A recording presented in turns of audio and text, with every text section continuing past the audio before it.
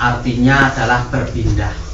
Ada dua makna dalam hijriyah, yaitu pindah secara fisik dan pindah secara hati. Pindah secara fisik, alhamdulillah kita semua sudah melaksanakan kembian audio rataunya omah merantau terus. Ini jadi pindah secara fisik.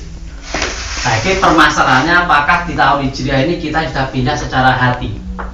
Keadaan hati kita, keadaan amal dan kelakuan kita masih sama apa enggak seperti tahun yang lalu sebelum tahun hijriyah ini? Masih sama. Masih sama, berarti ada peningkatan, rugi ya. Harusnya ada peningkatan. Kita ngomongnya apa? Saya teringat dalam kitab Nasoihul Ibad itu ulama sufi Hasan Al-Basri, beliau memberikan arah-arah atau peringatan kepada seseorang yang tertipu terhadap kehidupan dunia. Padahal inamal hayatud dunya ilalaibu walahun. Kehidupan di dunia ini hanya permainan dan hanya senda gurau dan permainan. Susahnya orang menjalani kehidupan di dunia ini, mereka menjalaninya terlalu serius. Akhirnya ada masalah sedikit susah, ada masalah sedikit gupoh dan lain sebagainya. Padahal apa mengatakan dunia ini hanya permainan dan senda gurau. Seharusnya bagaimana? Seharusnya semua permasalahan yang ada pada diri kita iki wis tinggi santai. Kan kudune kan tinggi guyon lah. Kadang-kadang awak dhewe susah ra iso ngelucu ya ngono kuwi. Bebannya terlalu banyak, sing dipikir terlalu terlalu serius, ngendeng akhirnya stroke, suwi-suwi mati. Hasan Al-Basri mengatakan bahwa orang yang memilih kehidupan dunia dan lebih memilihnya daripada akhirat, maka Allah akan menyiksanya dengan 6 macam siksaan. Man arada dunya fahtaroha alal akhirah aqaballahu bisittatin ukubah. Lu bahasa Arab kuwi mang bahasa Indonesia tak artine berarti rata-rata artine. Wis paham. Yang pertama, kata Hasan Al-Basri, siksaan yang akan diberikan langsung di dunia ada 3. Sitatin fi dunia wa sitatin fi akhirah. 3 diberikan di dunia secara langsung, yang 3 nanti dikredit diberikan di akhirat. Semoga kita semua tidak termasuk mendapat 3 siksaan ini ya. Kadang-kadang orang yang mendapat 3 siksaan ini nggak kroso wong. Ini baru kroso lek oh iya biasanya ngono kuwi, tapi muga-muga kroso kabeh. Amin. Maksudnya orang yang entuk siksaan iki.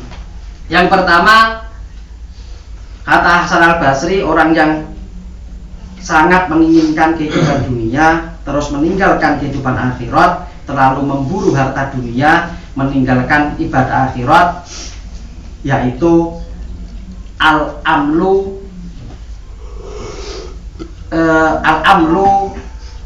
bila muntaha atau laisa lahu muntaha.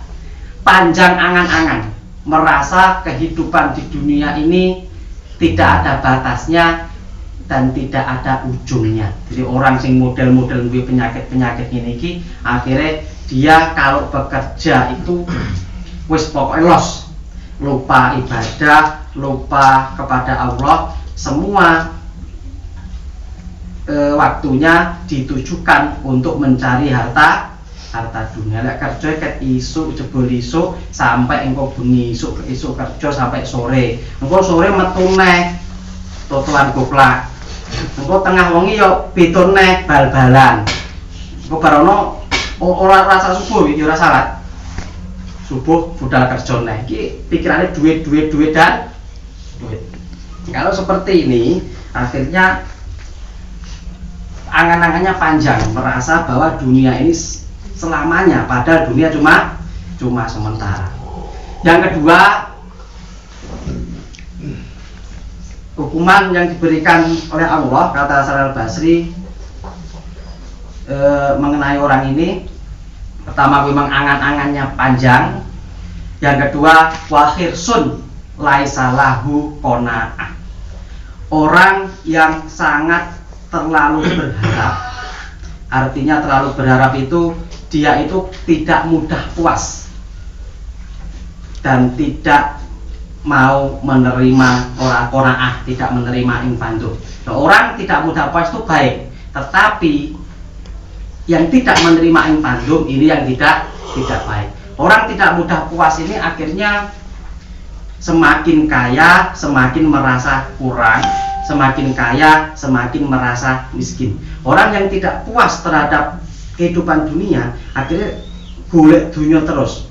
Wong nek golek dunia terus padha karo ngombe banyu laut. Banyu laut itu semakin diombe semakin haus. Makanya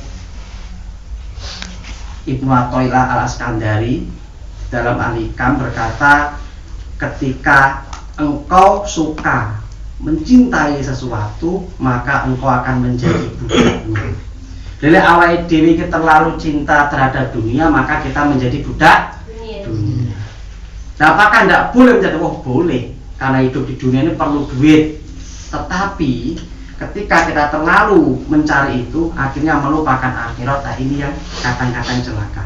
Orang yang tidak mudah puas ini akhirnya ya uripe iki rada pelit, nglumpukne duit terus kadang lali menikmati. Ya, lho duitnya ki akeh diklumpukne, tapi ya klambine pangga-pangga kuwi ya sing digawe. Padahal duitnya akeh. Ora enek kene klambi mendino ganti iso. Mas Sugi. Iya. Iya. Bahkan kadang-kadang begini, nanti akhirnya alasannya yo pinter. Enggak, aku ngene iki wong duitku akeh, ngene iki aku klambiku biasanya kan dia di ben anu sederhana, nek klambine apik-apik iki mare wong sombong kan ngono. Padahal ini keliru. Orang yang berpenampilan sederhana biar dianggap orang sederhana, ini namanya sirik. Sirik kuwi piye genmu? Wong sugih kok macake sederhana ben dikepeh ka wong kaya kok sederhana men duwite yo kalau padahal kenapa ya kalau sederhana klambi pangga-pangga kuwi ya. Ini kenalan nih kan. Nah, ini termasuk orang yang sirik khafi, sirik kecil karena beramal untuk dipuji orang lain. Begitu juga orang yang terlalu tidak punya, kok klambine api-api terus, iki ya ora apik, ya tidak bagus karena nanti dianggap riya. Yang bagus bagaimana? Sesuaikan dengan kemampuan kita. Lawe duit-duitnya kecukupan, kehidupan menengah ke bawah atau menengah ke atas, ya berpenampilan seperti orang menengah ke atas. Oke? Jangan terlalu low, jangan terlalu rendah, dan jangan terlalu tinggi. Yang sedang-sedang saja. Kadang-kadang orang lupa menikmati uangnya sampai memburu dunia terus. Uang dodolan pentol, ini sudah pernah ya Allah. Kadang-kadang ada yang lupa menikmati pentolnya dunia. Pentolnya entek, laris, uangnya semaput kaliran orang mangan. Ini kan terlalu berlebihan ya Allah. Padahal uang yang kita dapatkan itu yang menjadi milik kita itu yang mana? Apakah uang yang kita kumpulkan? Bukan, yaitu uang yang kita gunakan di jalan Allah. Duit sing awake dhewe klumpukne, dikirime nek omah, tinggi bangun omah, tinggi sawah. Kuwi lek ra di sedekahne nyame sing kuwasa lek mati yo tuweke dhewe, Bro. Kuwi wae ahli waris. Ya pendak? Cocok. Cocok ya? Cocok. Cocok piye? Yang ketiga, orang yang lebih memilih dunia ini diberikan hukuman oleh Allah Subhanahu wa taala, yaitu berupa waharisun, dan orang ini sangat berharap laisalahu qanaah wis men ya, laisalahu qanaah. Dan yang ketiga ini diberikan oleh Allah Subhanahu wa taala, kok lali aku apa sing desa nomor terus ya Allah. Wa akhadallahu min khalwatil ibadah, dan Allah akan mengambil nikmatnya ibadah. Ini bahaya. Orang yang nikmat ibadahnya sudah diambil, ini ciri-cirine ketika dia bekerja kegiatan sembarang, datang waktu sholat ini sholatnya malah menjadi beban, bukan menjadi kesukaan. Ya sholat, tapi kalau sholat kadang-kadang buru-buru, cepat-cepat, wes pokoknya kesausu. Ini berarti kenapa? Nikmatnya ibadah diambil oleh Allah Subhanahu wa Ta'ala.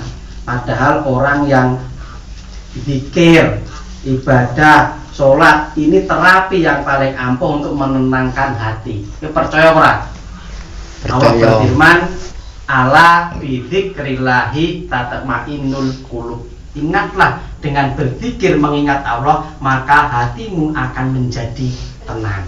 Nah, ketika sampean ki zikir ngene iki mung jenenge zikir ya. Zikir. Ki bar zikir hatimu tenang kok grongsong. Tenang. Jujur ya? Yo. Kalau hatinya tenang, berarti masih ada kenikmatan ibadah. Tetapi kalau hatinya ora tenang, tahlilan ini maling ngantuk. Iki berarti ada kenikmatan, kenikmatan ibadah. Karena wong ngantuk itu tenang kok. Kenikmatan ibadah insya Allah.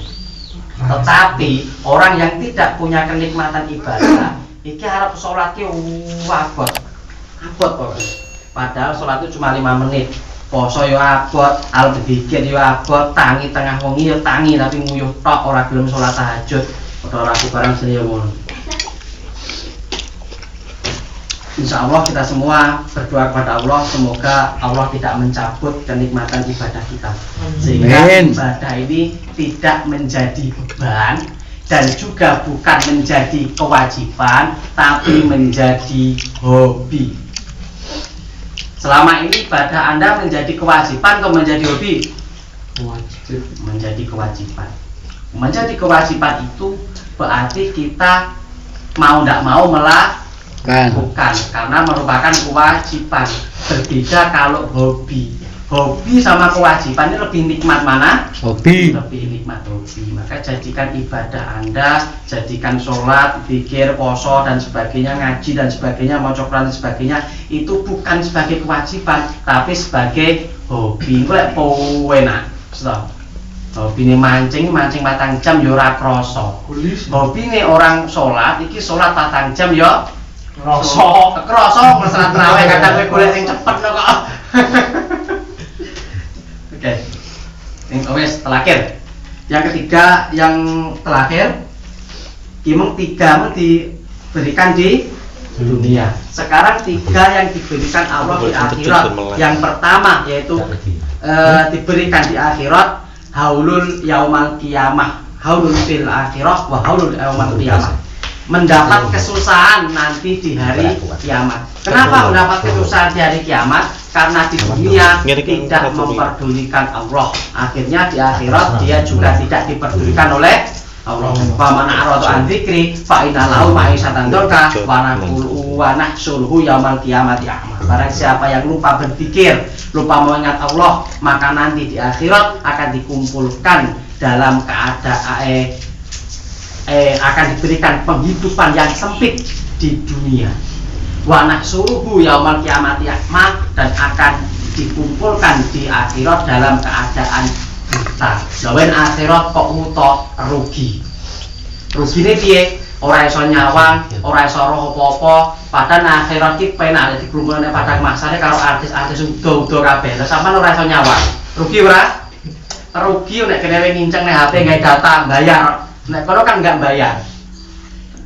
Jangan sampai nanti dikumpulkan di akhirat dalam keadaan buta. Yang kedua, al-usru fil hisab. Hisabnya susah. Kenapa hisabnya susah? Karena kehidupannya digunakan terus untuk dunia. Akhirat kadang dikesampingkan, akhirnya lek ngitung ki susah. Kanca-kancane sing liyane padha mlebu surga, dhek cek bangga pertanggungjawaban, terus ki bondo mumi tinggi apa, iki tinggi apa, iki tinggi apa. Susah. Lek wong sugih tapi dhek digunakan fisabilillah gampang ditekok akhirat, dikekoi malaikat. Iki bondomu tinggi apa kabeh. Oh iya tak kaji, ayo nggih bangun masjid, nggih sedekah barang, rondo-rondo nomi tak weki, rondo-rondo tuwek tak weki. Nah, aman malaikat, woyo, lolos, aman terkendali. Tapi kalau digunakan untuk dunia, dia boleh karaoke. Karaoke nanti, novena, Nek ngono karo sapa? Ya karo wong. Enek pemandune ora? Ya enek. Mandune piro? 10. Ngombe ra. Ngombe ora ngombe. Nah, iku iya, Cik. Adol lagune apa wis ditek koyo reno-reno pokoke, ya kan? Terakhir, yang ketiga, selain hisabnya sulit, diberikan hisab yang sulit, hasrotun tawilatun, hasrotun tawilatun, dan mendapat kesusahan yang sangat panjang. Orang kalau susah di dunia ini masih berakhir. Paling-paling wong susah di dunia paling suwi mek 70 tahun. Umur umat Nabi antara 60 sampai 70 tahun. Ini tak delok-delok iki mek sampai 50 ya. 100. Tambahannya sampai 70 tahun. Hanya itu, itu berakhir. Tapi kalau di akhirat, ya walaupun tidak selamanya, tapi dalam jangka waktu yang sangat lama. Ini orang yang tertipu. Orang tertipu kehidupan dunia. Akhirnya dia memandang kesuksesan itu dari sudut pandang dunia, bukan dari sudut pandang akhirat. Makanya Allah biasanya nyentil, bal tu'thirunal hayata dunia. Bahkan engkau itu lebih memilih kehidupan dunia, padahal wal akhiratu khairu wa abqa. Padahal kehidupan akhirat itu lebih baik dan lebih kekal. Oleh karena itu standar keberhasilannya orang itu sebenarnya standar dunia atau standar akhirat? Akhirat. Lah enek wong sugih, mobile akeh, pangkate dhuwur, sekolahe dhuwur, bojone papat ayu-ayu kabeh, anak-anake pinter-pinter kecukupan kabeh, tapi ora tau salat ki berhasil ora? Oh ya presto ya muni berhasil lho ya dunia. Wis berhasil. Ini standarnya kehidupan Dunia. Lah enek wong ora patek duwe, orangnya pas-pasan, semakin tua semakin rajin sholat, semakin tua semakin ora mulai-mulai ke masjid. Ki kira-kira wong berhasil ora? Ora, paling-paling yo ngomong ki wong ki cetek bongkol. Nah suwi iso. Biyen ora tau ngene iki lho masa kuno iki. Iki wah kok so wakapnya masjid, jadi sholat yang menduluan yang masjid kira mulai-mulai paling gak kerasa benar. Padahal orang yang sukses sebenarnya adalah dia yang mempunyai bekal untuk akhirat yang banyak. Oleh karena itu saya mau mengatakan sekarang ini sampan wis sukses burung? Burung. Dunyamu sukses burung? Burung. Akhiratmu sukses burung? Apa maneh? Sukses kabeh. Nah ini pemarap ngepek mantu no, sing ngepek mantu ya ndelok-ndelok ini dunia ora sukses, akhirat ora sukses, terus keluwiane opo? Oke, semua kita berdoa kepada Allah, semoga Allah Subhanahu wa taala memberikan kita jalan hidup yang baik.